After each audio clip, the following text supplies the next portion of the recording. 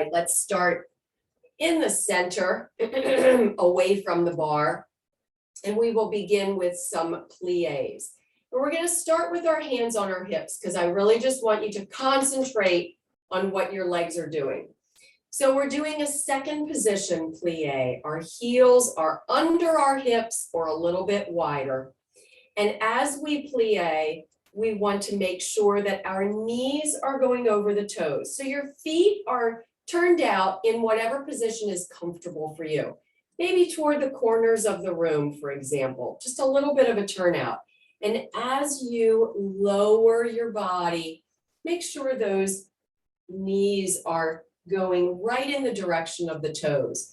And here's what's important. As you come up, continue feeling that pressure to keep the knees over the toes. It's very easy to go down into your plie and then kind of release your hips and your knees go forward as you come up. Do you see what I did? I'm sorry, excuse me. Now I have the hiccups. Do you see what I did there? Down for 2, knees over the toes, and up for 2. And keep the knees open. This is for hip mobility. We're working our outer thighs and our glute muscles. They have to be tight and engaged to pull your legs open to the side. We're getting a little bit of stretch here with our inner thighs, and you don't have to go down too low. We're not going down into a grand plie. This is about a demi right here. I'm a little bit lower, perhaps than a demi, and up. Let's go down for 2 and up for 2. Down, 1, 2, and up, 1, 2. And down, and up. Down, and up. Are you able to keep your knees open on the rise? Easy to do it on the lowering portion of the movement right here. But as soon as you start to come up, don't let those outer thighs relax and let those knees kind of fall forward. And your torso is upright because this is not a squat. This is plie. And here's your last one. Down for 2 and up for 2. And now we're going to go down, and I want you to hold right here, adjust your feet a little bit because we're going to go from one side to the other. So you may not want your feet turned out quite as far. And keep this gentle. We're not going very low. Side to side. Nice and easy. Perhaps as we work through this, you might open your feet just a little bit more if you feel comfortable with the shifting of your weight from side to side. Here we go. And let's hold right here.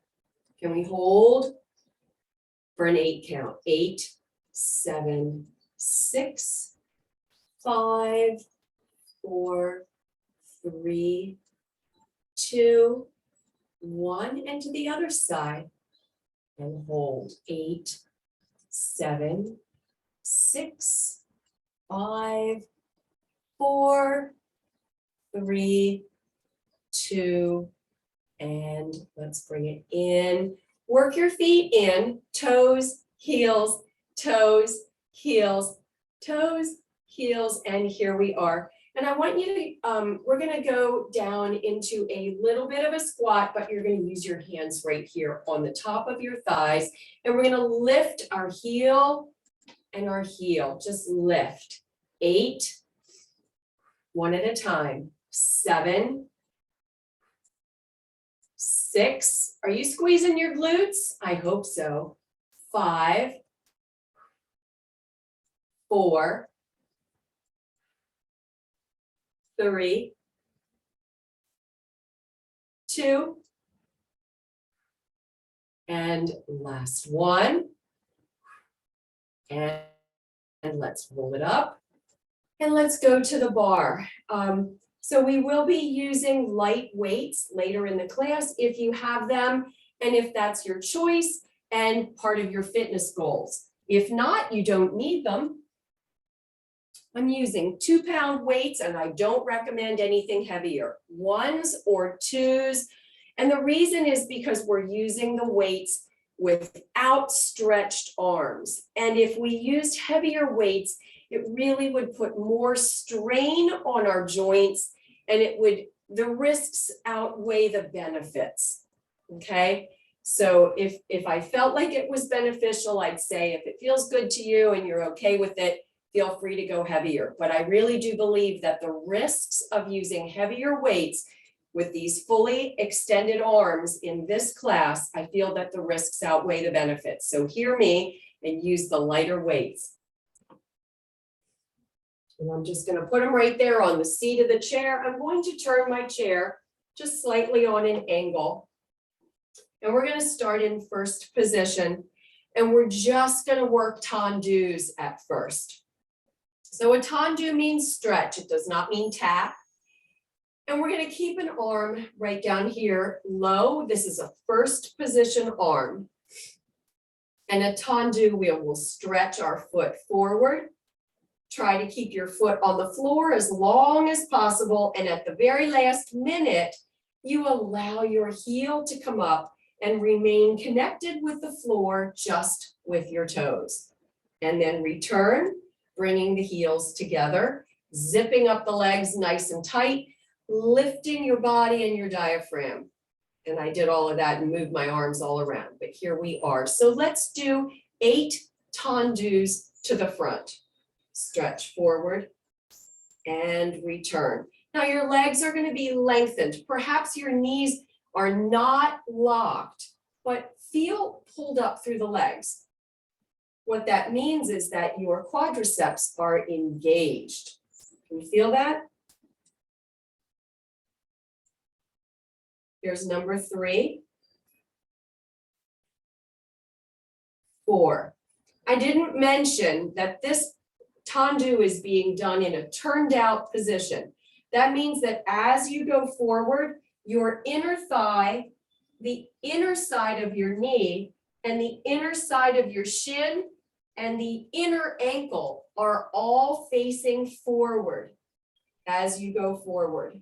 And they remain that way. So we're working hip opening with this turned out position. Extend that leg and return. 4 more. 3. Lift your diaphragm. 2. And last one. And let's do tendu to the side and to the back. 8 to the side. Now in the turned out position, your kneecap faces the side, faces upward. It doesn't face forward. It just faces up to the side. And close. Open and close. Stretch and return. Remember to try and keep the foot connected to the floor and just lift that heel at the last possible moment.